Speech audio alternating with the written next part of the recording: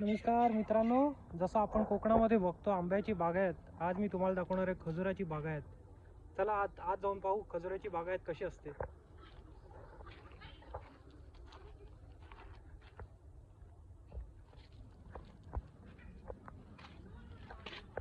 ही पूर्ण खजुराची बागायत आहे.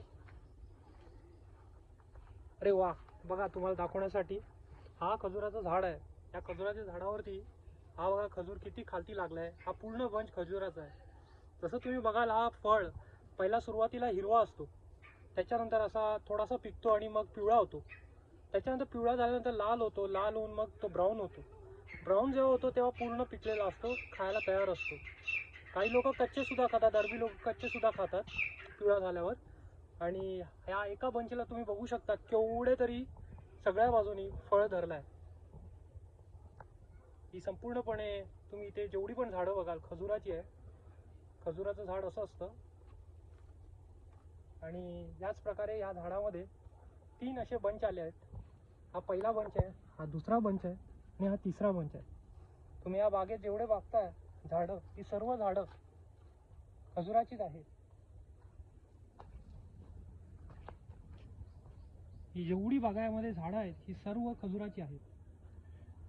आणि वैशिष्ट्य म्हणजे मी जेव्हा आत येत होतो तेव्हा मला अजून एक झाड दिसून आलं इथे या कंपाऊंडच्या बाजूला.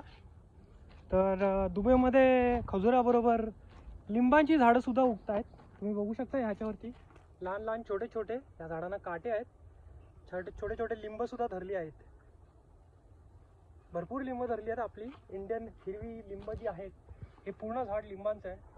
तर अशा प्रकारे तुम्ही बघू शकता ह्याच्यामध्ये केवढी लिंब लागली आहेत.